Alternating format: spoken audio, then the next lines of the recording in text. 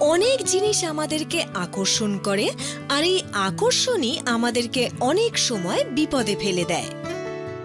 আজকের আমাদের গল্প এই নিয়েই। জমিদার অমর সিং সবাইকে সাহায্য করার জন্য এবং সেবামূলক কাজের জন্য প্রসিদ্ধ ছিলেন। আশেপাশের গ্রামের জমিদাররা তার প্রশংসায় ঈর্ষা করত এবং সব সময় চেষ্টা করত কিভাবে তার জমিদারি নষ্ট করা যায়। কিন্তু প্রত্যেকবার জমিদার অমর সিং এর থেকে রক্ষা পেতেন। এমনই এক দিনের কথা, জমিদার অমর সিং তার বাড়ির উঠোনে বসেছিলেন। আরে চাষি ভাই, তুমিও তো কিছু বলো। তুমি তো দেখি পুতুলের মতো চুপচাপই বসে থাকো। আরে তাই জন্যই তো বলছি না। আরে পুতুল আবার কথা বলে নাকি? বলে তো, আর বলবে। সব পুতুলই বলবে, সব পুতুল কথা বলবে। যদি আশেপাশের সমস্ত গ্রামের সব থেকে বড় জমিদার বাবু আদেশ দেন, তাহলে সব পুতুলই কথা বলবে। আপনার কথা বলার মানে জমিদার বাবু বললেই পুতুলটা কথা বলবে? ঠিক আছে, তাহলে ওই পুতুলটাকে কথা বলিয়ে দেখান যে ওই দরজাটার পাশে দাঁড়িয়ে আছে। আপনি একবার আদেশ করে তো দেখুন জমিদার বাবু। এই যে পুতুল, আমি জমিদার অমর সিং তোমাকে আদেশ করছি। কি আদেশ দি? আপনি আমাকে যাই আদেশ করুন জমিদার বাবু। আরে আবার কিভাবে কথা বলছে? কেন বলতে পারবো না জমিদার বাবু? এত বছর ধরে আপনার বাড়িতেই যে আমি পড়ে রয়েছি।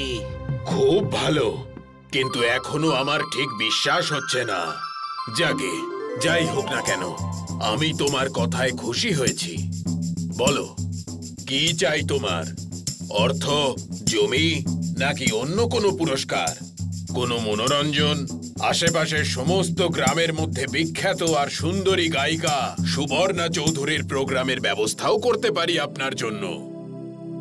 জমিদারের কথা শুনে ওই মৌলবী নর্তকীর নিন্দে করতে থাকে যে সে এমন কি সুন্দরী, আর বলে আপনার মতো জমিদারের সুবর্ণা চৌধুরীর বদলে পরীদের দর্শন করা উচিত। পরীদের নাম শুনে সবাই অবাক হয়ে যায় যে পরীরা কি সত্যিই আছে। এই শুনে মৌলবী তাদের বলে যে সে তার সাধনার মাধ্যমে সাক্ষাৎ তাদের দর্শন করেছে, আর উনি যদি চান তাহলে ওনাকেও তাদের দর্শন করাতে পারেন। এই শুনে সবাই খুশি হয়ে যায়, আর মৌলবীর কথা মতো সবাই জমিদারের খোলা ছাদের ওপর পরীদের দেখার উদ্দেশ্যে চলে আসে। মৌলবী কিছু মন্ত্র পড়ে হাওয়াতে ফু দিল। তখন চারদিক ধোঁয়ায় ভরে গেল এবং ধোঁয়া সরে গেলে সবাই দেখতে পেল দূরের একটা জঙ্গলে ৩-৪ জন পরী উড়ে বেড়াচ্ছে, যাদের সাদা ডানাগুলো চকচক করছে। আরে, এ তো দেখছি সত্যিই পরী উড়ছে। আমার তো নিজের চোখকে বিশ্বাসই হচ্ছে না। আমারও বিশ্বাস হচ্ছে না জমিদার বাবু। ছোটবেলায় যাদের গল্প শুনতাম সেই পরীদের চোখের সামনে দেখতেও পাচ্ছি। কোনোদিনও ভাবিনি এটা। ঠিক তাই, যেরকম পড়েছিলাম, শুনেছিলাম, একদম সেই রকমই সুন্দর এই পরীরা। মৌলভী সাহেব, আপনার এই সাধনার প্রশংসা তো করতেই হচ্ছে। আরো প্রশংসা করব যদি আপনি ওদের মধ্যে থেকে অন্ততপক্ষে একজনকেও এখানে ডেকে আনতে পারেন। ডাকতে তো পারি, কিন্তু দেখছেন তো কিরকম ঝলমল করছে। ওদের মধ্যে এত তেজ থাকে যে কাছে এলে ওদের দিকে তাকানোই যায় না। আপনার সঙ্গে সঙ্গে বাকিদেরও চোখ ঝলসে যাবে। এই শুনে জমিদারের আনন্দের সীমা রইল না, আর রাতে জমিদার চুপি চুপি পা টিপে টিপে তার বাড়ির পেছন দিকে চলে গেল, যেখানে মৌলবী তার জন্য অপেক্ষা করছিল। বাহ মৌলভী সাহেব, বাহ! মানতেই হচ্ছে আপনার ক্ষমতা। আজ তো আপনি একটার পর একটা চমৎকার করে দেখাচ্ছেন। পুতুলকে দিয়ে কথা বলালেন, ছোটবেলা থেকে কত গল্প শুনেছি। একবার এক পরী এলো আর এক অসুস্থ রাজকুমারের কপালে হাত ছোঁয়ালো, তাতেই সেই রাজকুমার সুস্থ হয়ে গেল। আরো একটা গল্প শুনেছি, একটা পরী এসে রাজাকে বলল, শয়তানের হাত থেকে আমায় বাঁচান। রাজা তাকে বাঁচালো আর পরী সেই রাজাকে বিয়ে করে নিল। আপনার এই সরলতা আর বিশ্বাসী আপনাকে আশেপাশের সমস্ত গ্রামের জমিদারদের থেকে অনেক মহান বানিয়েছে।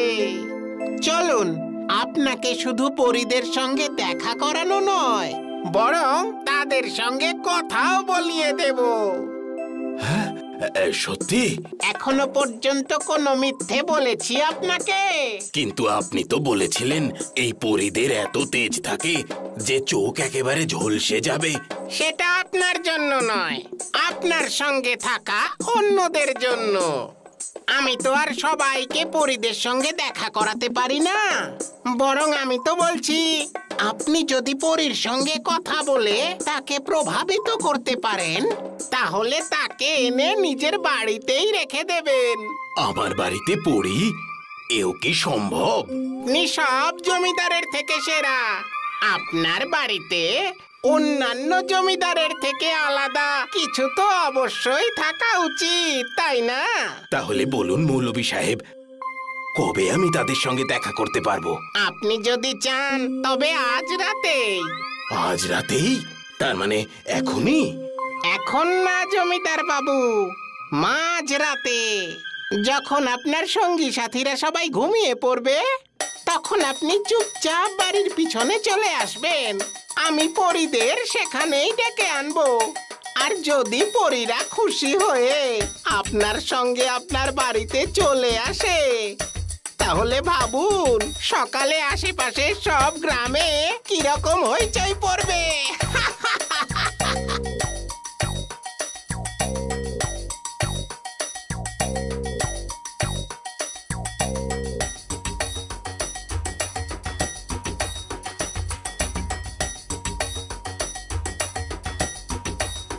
মৌলভী সাহেব, মৌলভী সাহেব, আপনি কোথায়?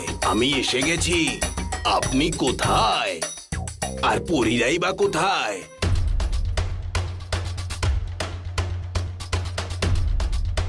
কারা তোমরা? ওরা আপনাকে স্বর্গে পাঠাতে এসেছে জমিদার বাবু। স্বর্গে? হ্যাঁ, পরীরা তো স্বর্গেই থাকে, তাই না? তোমরা কি দেখছো? পাঠাও জমিদার বাবুকে স্বর্গে। না, না। আরে, এ তো আমার গ্রামবাসীরা।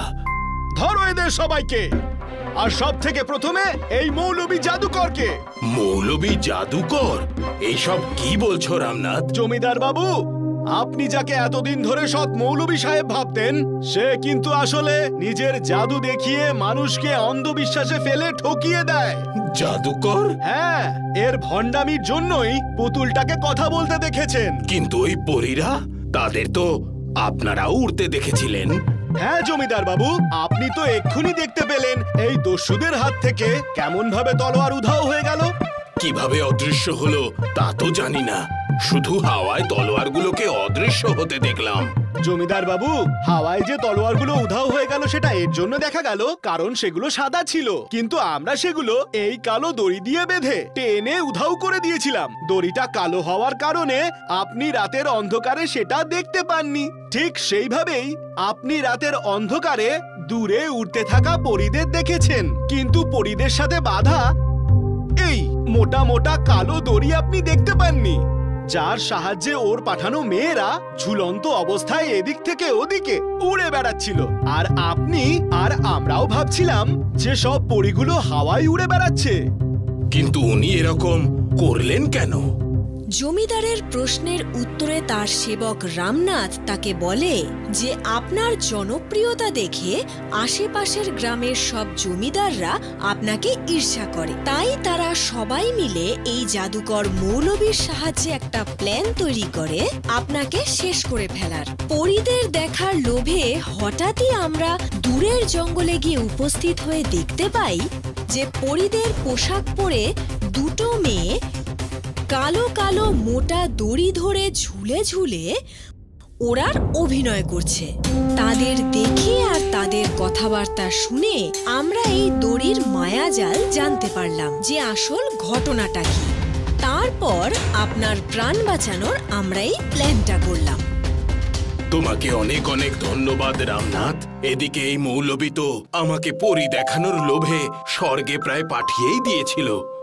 এর জন্যই বলে জমিদার বাবু, কোন রকম চমৎকার জিনিস দেখার পর সেই মুহূর্তে উৎসাহ দেখানো উচিত নয়, তখন নিজের বুদ্ধিটাও কাজে লাগাতে হয়।